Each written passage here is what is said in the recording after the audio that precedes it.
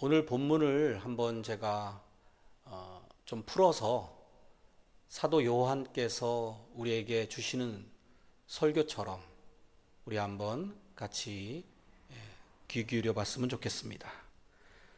사랑하는 성도 여러분, 우리는 구원받아 하나님의 자녀의 신분을 얻게 되었습니다. 그런데 미래의 모습은 아직 나타나지 않았습니다. 하지만 예수 그리스도께서 재림하신다면 우리도 그분처럼 될 것을 분명히 압니다. 그때에는 우리가 주님의 참모습을 뵙게 될 것입니다. 주님을 향한 이 소망을 품은 사람이라면 누구나 주님께서 성결하신 것 같이 자기 자신을 깨끗하게 하려고 힘쓸 것입니다. 어떻습니까? 시간을 뛰어넘어 오늘 우리에게도 똑같이 적용될 수 있는 이 말씀이 느껴지십니까? 그럼 우리 구체적으로 한 절 한 절 살펴보시면서 함께 은혜 나누기 원합니다. 2절 다시 읽어보겠습니다. 사랑하는 자들아, 우리가 지금은 하나님의 자녀라. 장래에 어떻게 될지는 아직 나타나지 아니하였으나 그가 나타나시면 우리가 그와 같을 줄을 아는 것은 그의 참모습 그대로 볼 것이기 때문이니. 사랑하는 자들아, 이렇게 이제 우리를 향해서 말씀을 주고 계시는데요. 그 첫 번째 말씀이 우리는 지금 하나님의 자녀다라는 것입니다. 이 말씀을 듣고 제일 먼저 어떤 생각이 드십니까? 이런 말씀을 들을 때는 가슴이 벅차오르는 것이 정상이죠. 그런데 어느새 이런 말씀을 들어도 무감각하고 무덤덤해진 우리의 정말 고착된 석화된 이런 신앙의 모습을 발견하게 되지 않습니까? 매 주일이면 어김없이 교회를 가고 예배는 드리지만 세상 속에서 그다지 우리가 하나님의 자녀라는 이 신분을 충분히 의식하고 살아가지는 못하는 것 같습니다. 그렇지 않습니까? 이것은 매우 불행한 일이에요. 만약 우리가 하나님의 자녀다라는 이 사실을 항상 기억하고 의식하면서 살아간다면 우리의 삶의 모습이 지금과 같을 수는 없지 않겠습니까? 일단 만사에 초연할 수 있을 것입니다. 작은 고난에 일희일비하지 않고 불평불만도 줄어들게 될 것입니다. 내게 주신 하나님의 은혜가 너무나도 크기 때문에 삶의 모든 부족함을 상쇄하고도 충분한 은혜이기 때문입니다. 그런데 현실은 늘 염려와 불평과 한숨으로 얼룩져 있다라고 하면 자기의 신분, 하나님의 자녀다라는 이 정체성을 잊어버리고 살아가고 있다는 증거인 것입니다. 우리가 하나님의 자녀라는 사실을 생각하는 대신에 그저 당장 일어나는 일들에 매몰되는 인생이고 보면 우리의 위대한 하나님의 구원과 그 은혜를 받은 우리의 모습은 너무나도 연약하고 초라할 수밖에 없다라는 이 사실을 먼저 깨달아야 합니다. 우리가 누구인지를 확실하게 인식하게 될 때 여러 가지 힘든 상황 속에서도 우리가 어떤 마음가짐, 어떤 행동을 취해야 할지를 자연스럽게 찾을 수 있는 것입니다. 쉽게 죄를 짓거나 또 쉽게 인생을 포기하거나 유혹에 넘어가서 타락하는 것도 우리가 하나님의 자녀다라는 이 사실을 망각하는데 근본적인 원인이 있는 것입니다. 반대로 우리가 이 신분을 확실하게 마음에 새기고 살아간다면 어떻게 살아야 할지는 이어지는 3절에서처럼 그리스도를 본받고 깨끗하고 성결한 생활로 나아가는 것이 자연스럽게 귀결로 나오는 것입니다. 하나님의 자녀라면 당연히 그렇게 살아야 하는 것이죠. 결국은 그렇게 살지 못하고 세상 사람들이나 우리나 별로 위화감도 들지 않게 매일매일 살아가고 있다고 하면 그 근본 문제의 원인이 바로 우리가 그리스도인으로서의 우리의 신분과 그 정체성을 충분히 인식하고 있지 못하다라는 데 있다는 것을 생각해야만 합니다. 성경은 우리가 어떻게 살아야 하는가를 알려주기 전에 우리가 누구인가를 먼저 규정짓고 출발을 합니다. 신약의 서신서들의 큰 틀을 한번 생각해 보세요. 큰 틀은 두 가지입니다. 하나는 교리이고요, 하나는 실천적인 부분입니다.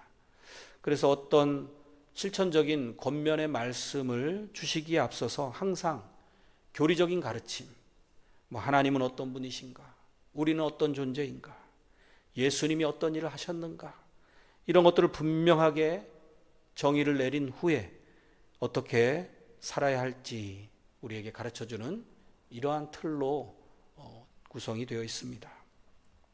우리가 잘 아는 로마서를 예로 들어보면 1장부터 11장까지가 교리적인 부분으로 되어 있고요, 12장 1절은 이렇게 시작합니다.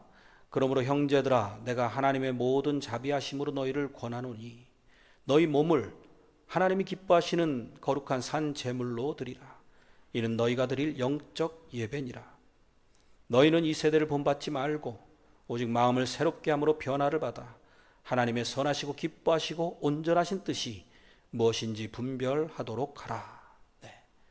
그러니까 교리적인 부분을 확실하게 정립한 후에 그러므로 이렇게 살아라, 이런 식으로 이제 16장까지 실천적이고 행동 강령이라고 할 수 있는 부분이 이어지는 것입니다.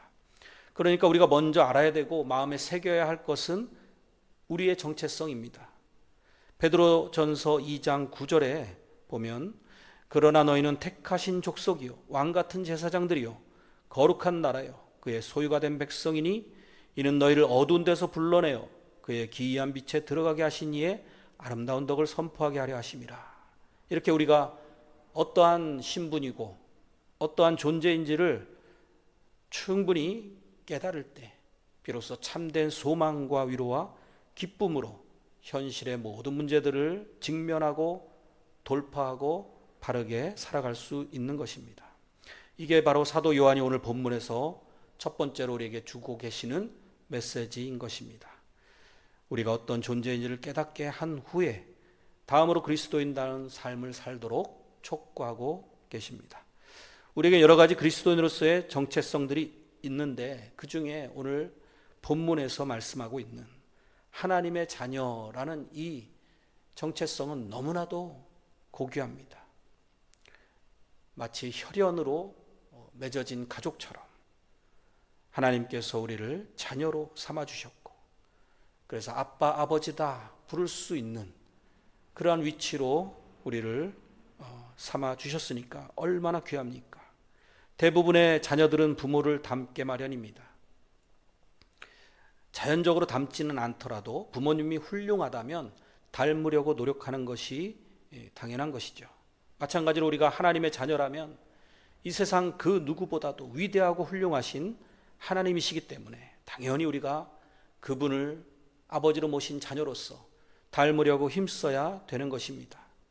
그러니까 정체성과 신분에 대한 이 자각은 우리 삶의 패턴을 변화시키고 행동을 변화시키고 어떻게 살아야 되는지에 대한 삶의 지침을 알려주고 있는 것입니다. 하나님의 속성에는 사랑, 거룩, 공의 등이 있죠. 그걸 우리도 이제 닮아야 되는 것입니다. 하나님을 닮으려는 마음이 평소에 들지 않는다라고 하면 내가 정말 하나님의 자녀가 맞는가 의심을 해보셔야 합니다. 우리가 살펴보고 있는 이 요한일서 3장에 보면 하나님의 자녀들의 대칭되는 개념으로 마귀의 자녀들이 등장을 합니다. 요한일서 3장 10절입니다. 이러므로 하나님의 자녀들과 마귀의 자녀들이 드러나나니 무릇 의를 행하지 아니하는 자나 또는 그 형제를 사랑하지 아니하는 자는 하나님께 속하지 아니하니라. 하나님의 자녀들과 마귀의 자녀들을 어떻게 구분한다는 것입니까? 누가 천국에 가고 누가 지옥에 갈지 어떻게 구분할 수가 있죠? 이 10절 말씀을 토대로 보면 행함으로 구별이 된다는 것입니다. 뒤집어 보면 우리의 행동이 우리의 정체성을 드러내주고 증명해 줄 수 있다는 거예요. 구체적으로는 의를 행하느냐 또는 형제를 사랑하느냐 이 두 가지를 예로 들고 있습니다. 그리고 의를 행한다는 속에는 죄를 짓지 않는 것도 들어있으니까요.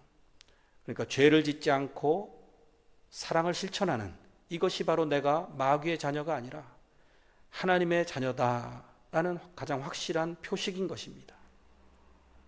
요즘은 유난히 살인사건 뉴스들을 많이 접하게 됩니다. 너무나 쉽게 사람을 죽이고 거기에 대한 죄책감도 별로 느끼지 않는 것 같은 이러한 모습을 보게 됩니다. 이것은 바로 마귀의 자녀라는 가장 확실한 증거인 것입니다. 우리는 하나님의 성품을 닮은 자녀들로서 자신을 증명합시다. 특히 하나님의 사랑은 아가페의 사랑이죠. 이러한 사랑을 가지고 성도다운 삶을 나타내십시오. 베드로후서 1장 4절에는 이렇게 표현을 합니다. 이로써 그 보배롭고 지극히 큰 약속을 우리에게 주사 이 약속으로 말미암아 너희가 정욕 때문에 세상에서 썩어질 것을 피하여 신성한 성품에 참여하는 자가 되게 하려 하셨느니라. 그리스도인들을 그저 예수님의 가르침에 따라 사랑을 실천하는 착한 사람 정도로만 생각하는 것은 잘못입니다. 그렇게 보면 세상 사람들 중에도 착한 사람들은 훨씬 많이 있습니다. 어떤 분은 일주일 내내 열심히 일을 하고 하루 쉬는 일요일에, 안 믿는 사람들은 주일이라고 안 하죠. 일요일에 글쎄 헌혈을 한다고 하더라고요. 그런 착한 사람들을 보면 기독교인으로서 도전을 받곤 합니다. 그런데 착한 행실, 그 이웃사랑의 동기가 무엇이냐, 거기에서 차이가 난다는 것이죠. 우리는 하나님의 자녀이기 때문에 하나님을 닮으려고 노력하는 것입니다. 아무리 세상적으로 착하게 살고 그래도 하나님을 믿지 않는다라고 하면, 예수님을 영접하지 않아서 회개하지 않고 그렇게 살아간다면 그저 남들보다는 조금 덜 죄를 짓는, 그래도 모두가 죄인일 뿐입니다. 그 결말은 심판과 지옥행이 기다리고 있는 것이죠. 그래서 우리가 그런 착한 사람들이라도 빨리 예수님 믿고 구원받고 함께 하나님의 자녀가 되기를 기도하며 복음을 전해야 합니다. 사랑하는 성도 여러분, 우리의 정체성을 잊지 맙시다. 우리가 자꾸만 잊어버리니까 절기를 만들어서 기억하는 그런 일을 하잖아요. 이번 주에도 광복절을 맞이하게 되는데요.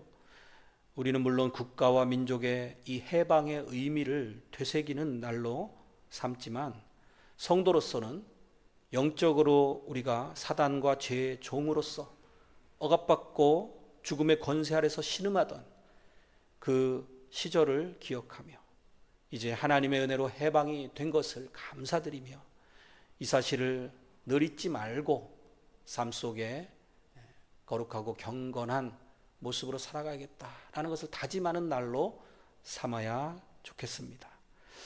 다음으로 2절 말씀에서 살펴보려는 것은 우리의 소망입니다. 앞으로 예수님을 만나 뵙게 될 때 우리도 그분과 같이 영화롭게 될 것을 소망하는 것입니다. 2절 읽겠습니다. 사랑하는 자들아, 우리가 지금은 하나님의 자녀라. 장래에 어떻게 될지는 아직 나타나지 아니하였으나 그가 나타나시면 우리가 그와 같을 줄을 아는 것은 그의 참모습 그대로 볼 것이기 때문이니. 우리가 현재는 여전히 부패하고 타락하고 이 죄성을 지닌 연약한 육체로 살고 있지만, 그러나 주님이 재림하시게 되면 우리가 변화를 받아서 예수님과 같이 될 줄 확신한다는 것입니다. 어떻게 확신하죠? 하나님의 말씀에 기록이 되어 있고 약속이 되어 있기 때문입니다. 그래서 영광스러운 부활의 몸으로 변화될 것을 우리는 소망하고 바라며 살아가고 있는 것입니다. 고린도전서 15장 42절 이하에 말씀합니다. 죽은 자의 부활도 그와 같으니 썩을 것으로 심고 썩지 아니할 것으로 다시 살아나며 욕된 것으로 심고 영광스러운 것으로 다시 살아나며 약한 것으로 심고 강한 것으로 다시 살아나며 육의 몸으로 심고 신령한 몸으로 다시 살아나나니 육의 몸이 있은즉 또 영의 몸도 있느니라. 우리의 육체는 유한합니다. 그래서 생명이 끊어지면 썩기 시작하는 것입니다. 며칠 지나면 벌써 냄새가 나고 벌레가 생기는 이런 육체를 가지고 있습니다. 그래서 어찌 보면 누구나 현재 진행형으로 죽음을 향해 매일매일 나아가고 있는 시한부 인생이다라고 할 수 있습니다. 하지만 성도에게는 소망이 있죠. 장차 주님의 재림으로 성도가 부활할 때는 강한 몸, 다시 아프지 않고 병원에 갈 필요도 없고 무덤에 묻힐 필요도 없는 그러한 세상 속에서 우리가 영원히 주님과 함께 살게 될 것이다라고 하는 이 소망을 가지고 있습니다. 이것이 있기 때문에 현재의 삶을 남다르게 살아갈 수 있는 것입니다. 소망은 우리의 삶에 닫히고 나침판이라 할 수 있습니다. 우리 인생이 힘든 상황일 때도 흔들리지 않게 우리를 안정시켜 줄 수 있고 또 바른 길로 인도해 주는 이 역할을 소망이 해준다는 것입니다. 그래서 우리는 세상에서 겪는 여러 가지 불행과 슬픔과 또 죄의 유혹에도 빠지지 않을 수 있고 혹시 넘어진다 할지라도 다시 일어날 수 있는 것입니다. 그리고 또한 세상 사람들의 물질주의적이고 세상적인 가치관과 그러한 관심에서 벗어날 수 있는 것입니다. 하늘의 보화를 쌓는 그러한 믿음을 가지고 살 수 있는 거예요. 세상 사람들이 우리를 보면 참 한심하겠죠. 하지만 그들이 우리를 어떻게 생각하는지 그것을 우리가 연연할 필요가 없습니다. 우리는 그것을 뛰어넘어 당당함을 가지고 이 소망 가운데 나아가야 합니다. 고린도후서 6장 8절입니다.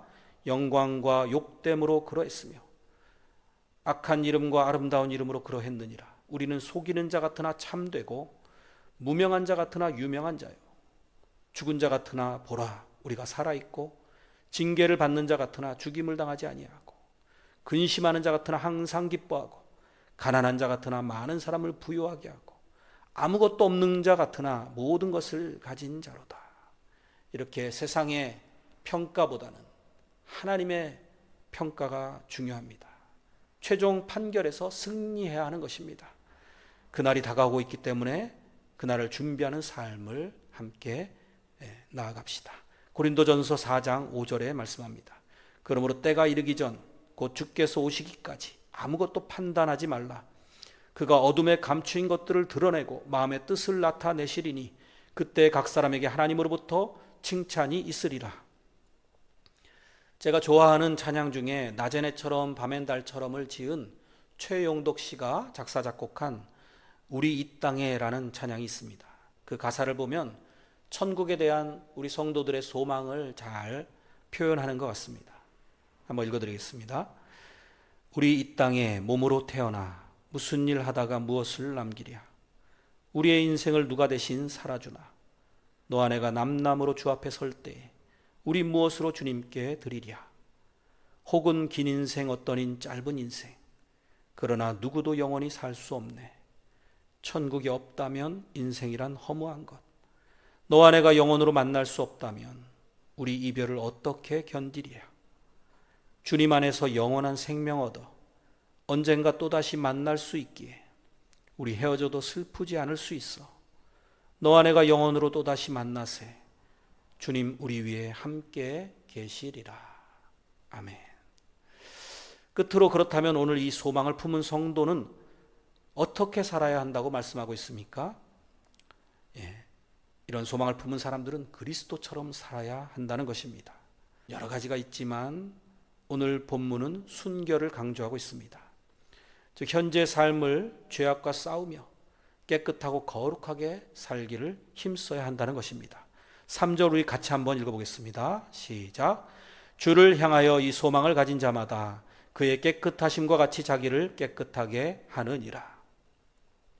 장차 우리가 그리스도를 닮은 완전한 모습이 될 것이지만 그때까지 우리가 마치 천국을 먼저 우리 마음속에 건설하고 품고 현재를 살듯이 우리의 인생의 목표를 예수님 닮아가는 데 두고 지금부터 그것을 구체적으로 실천해야 하는 것입니다. 주님은 우리가 본받고 추구해야 할 모범을 보여주셨습니다. 분명히 우리는 천국에 가면 예수님을 닮은 형상으로 변화될 것입니다. 우리가 잃어버렸던 하나님의 형상을 회복하게 될 것이에요. 로마서 8장 29절에 말씀하죠. 하나님이 미리 아신 자들을 또한 그 아들의 형상을 본받게 하기 위하여 미리 정하셨으니 이는 그로 많은 형제 중에서 맏아들이 되게 하려 하심이니라. 이렇게 우리의 소망은 현재에도 우리의 삶을 변화시키는 능력이 있습니다. 그래서 우리는 잊지 말고 그리스도를 바라보시고 늘 주님을 묵상하고 주님이 어떻게 살아가셨는가, 그리고 또 주님과 동행하는 포도나무와 가지같이 연합하여 살아갈 때 우리 안에 예수 그리스도를 닮은 성품이 더욱 많아지고 주님이 드러나는 것입니다. 히브리서 12장 2절 말씀, 믿음의 주여 또 온전하게 하시는 이인 예수를 바라보자. 그는 그 앞에 있는 기쁨을 위하여 십자가를 참으사 부끄러움을 개의치 아니하시더니 하나님 보좌 우편에 앉으셨느니라. 우리의 표대 되시는 예수 그리스도를 바라봅시다. 우리의 신앙을 측정하는 바로메타는 우리가 무엇을 어떻게 하면서 살아가고 있느냐, 여기에 달려 있습니다. 그저 피상적인 믿음으로 머리에 머물러 있는 신앙은 잘못된 것이라고 할 수 있습니다. 우리의 믿음, 우리의 소망을 우리의 삶의 현장에 적용하고 이루어 냅시다. 그래서 행함이 있는 믿음을 살아냅시다. 로마서 5장 2절 이하에 말씀하죠. 또한 그로 말미암아 우리가 믿음으로 서 있는 이 은혜에 들어감을 얻었으며 하나님의 영광을 바라고 즐거워하느니라. 다만 이뿐 아니라 우리가 환난 중에도 즐거워하나니 이는 환난은 인내를, 인내는 연단을, 연단은 소망을 이루는 줄 알미로라. 하나님의 영광을 바라는 이 소망이 우리의 인생을 견인하는 것입니다. 그렇다면 왜 우리는 이러한 실천에서 자꾸만 실패하고 넘어질까요? 오늘 본문을 통해서 찾아본다면 그 실마리는 우리가 확고하게 이 소망 가운데 또 이 약속의 말씀 가운데 서 있지 않기 때문인 것입니다. 자꾸만 우리의 정체성을 잃어버리고 우리의 소망의 근거인 예수 그리스도와의 연합을 벗어나기 때문에 성결한 삶을 살지 못하고 죄를 짓고 마는 것입니다. 한편 성결한 삶을 살아가기 위해서 세상과는 단절하고 산속에 들어가서 수도사가 된다든지 금욕주의를 실천한다든지 하는 것은 어떻습니까? 그것은 잘못하면 본질을 잃어버리고 형식주의로 갈 수 있습니다. 성경은 성결한 삶을 우리 일상에서 자연스럽게 결과물로 맺으라고 교훈합니다. 우리가 어떤 존재인가, 주님은 어떤 분이신가, 이런 교리적인 이해를 가지고 살아가게 되면 자연스럽게 수반되는 결과물이 성결로 나타나는 것입니다. 특별히 성결에 관한 가르침이 오늘 본문은 소망 가운데 연결시켜 소개하고 있는 것입니다. 만약 여러분이 성결한 삶을 목표로 정하고 나름 수도사처럼 어떤 규칙과 규율 속에 지내게 된다면 율법주의적인 사람이 될 수 있는 그러한 함정이 있어요. 동시에 또 내가 이런 많은 것들을 지켰다라는 것으로 인해서 자기 의로 충만한 교만한 사람이 될 수도 있는 것입니다. 그래서 우리가 결국 본질이 되는 것은 예수 그리스도를 닮는 것, 예수 그리스도를 표대로 삼고 주님을 소망으로 삼아서 살아가는 것이 기준이 되어야 합니다. 그래서 성결한 삶을 통해서 하나님 나라에 들어가기 위한 그것이 어떤 조건이나 행동으로 실천하는 것이 아니라 이미 우리가 하나님의 자녀의 신분이기 때문에 천국의 백성이 되었기 때문에 자연스럽게 우리 삶이 하나님의 자녀답게 성도답게 백성답게 살아내는 것, 이런 식으로 접근하는 것이 바로 오늘 요한 1서에 대한 바른 해석인 것입니다. 우리가 그리스도인이 되기 위해서 선하고 성결한 삶을 사는 자들이 아닙니다. 그게 아니라 우리는 그리스도인이기 때문에 거기에 합당하게 성결한 삶을 살려고 노력하는 자들인 것입니다. 이것을 본문에서는 이렇게 강조하는 것이죠. 주를 향하여 이 소망을 가진 자마다 그의 깨끗하심과 같이 자기를 깨끗하게 하느니라. 네, 이렇게 자연스럽게 성결한 삶으로 우리의 믿음과 소망이 우리를 견인하는 것, 이것을 느끼시면서 각자 영역에서 최선을 다하는 믿음의 삶을 살아야 하는 것입니다. 요한계시록 3장 15절에 말씀하죠. 내가 내 행위를 아노니 네가 차지도 아니하고 뜨겁지도 아니하는도다. 네가 차든지 뜨겁든지 하기를 원하노라. 우리의 삶이 최선을 다해서 믿음의 경주를 힘써 나가야 한다는 것입니다. 마태복음 5장 16절 이같이 너희 빛이 사람 앞에 비치게 하여 그들로 너희 착한 행실을 보고 하늘에 계신 너희 아버지께 영광을 돌리게 하라. 우리 믿음의 사람들의 자연스러운 삶의 양태는 착한 삶으로 나타나야 되는 것입니다. 이러한 우리의 행동을 주관하시고 주장하시는 분이 하나님이심을 또한 기억할 때 그것이 우리에게 원동력이 되고 위로가 되고 힘을 북돋아 주게 됩니다. 빌립보서 2장 13절 너희 안에서 행하시는 이는 하나님이시니 자기의 기쁘신 뜻을 위하여 너에게 소원을 두고 행하게 하시나니. 어떻게 이제 우리가 구체적으로 성결한 삶을 살도록 할 것인가? 그것은 각자 여러분과 제가 어떤 부분이 부족한지를 생각하면 답을 쉽게 찾으실 수 있을 것입니다. 오늘 설교에서는 이 성결한 삶의 동기와 목표를 분명히 알고 가시는 것이 중요하겠습니다. 성결해져야 될 이유는 우리가 하나님의 자녀들이기 때문이고 영광된 소망을 품고 살아가는 자들이기 때문이며 그리스도가 성결하신 분이기 때문이라는 것입니다. 그러니까 우리가 성결한 삶을 삶 속에서 실천하고 있지 못하다고 하면은 우리의 신분을 의심해 봐야 되고 또 우리의 소망이 확실한지 점검해 봐야 하는 것입니다. 우리 삶 전체를 통해서 우리 최선을 다해서 정말 피 흘리기까지 죄와 싸우듯이 그렇게 영적인 전투를 치르도록 힘쓰십시다. 주님이 우리 안에서 역사하실 것입니다. 우리의 몸은 성전이라고 하셨잖아요. 사실 우리의 힘만으로 안 된다는 거 우리 너무나 잘 알지 않습니까? 한때 신앙생활을 열심히 하던 성도들 또 목회자들까지도 죄 가운데 빠지고 넘어지는 모습을 가끔씩 보게 되지 않습니까? 이처럼 인간은 죄에 쉽게 넘어질 수 있는 연약한 자들입니다. 그러니까 성령께서 내 안에서 역사하시도록 우리가 늘 기도하고 또 늘 주님을 바라보고 최선을 다해서 노력하고 그래도 안 되고 넘어질 때는 다시 그 자리에서부터 시작하시는 것입니다. 그럴 때는 회개를 꼭 잊지 마시고요. 우리가 우리의 죄를 하나님께 아뢰면 용서해 주시겠다고 약속하셨습니다. 요한일서 1장 9절 만일 우리가 우리 죄를 자백하면 그는 미쁘시고 의로우사 우리 죄를 사하시며 우리를 모든 불의에서 깨끗하게 하실 것이요. 요한일서에서는 또 하나의 동기를 발견할 수 있습니다.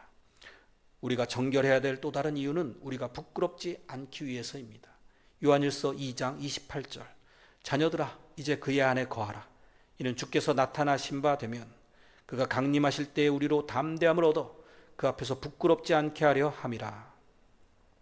여러분 주님 앞에 서게 될 때 어떤 모습으로 뵙고 싶습니까? 너무나도 부끄러워서 고개를 들지 못하고 그러한 모습이 되어서야 되겠습니까? 주님 비록 제가 여러 번 넘어지고 쓰러졌지만 그래도 최선을 다해서 거룩하고 성결하기 위해 힘썼습니다. 아시지요? 이렇게 말씀드릴 수 있기를 축복합니다. 부끄럽지 않기 위해서 깨끗하게 살아야 된다. 이건 좀 소극적인 모습 같습니다만 어쨌든 우리가 말씀을 통해서 말씀에 입각한 신앙생활을 해야 되기 때문에 이것을 우리의 행동 강령 중에 하나로 삼으시면 좋겠습니다. 사랑하는 성도 여러분, 그러므로 우리가 장차 그리스도를 이제 얼굴과 얼굴을 맞대어 뵙게 될 그날이 다가온다라는 사실을 기억합시다. 그래서 영광의 몸으로 변모하게 될 자들이라는 그 소망을 품고 살아갑시다.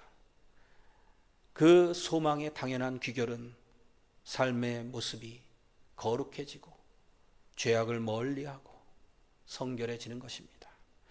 과연 내가 이러한 성도다운 모습을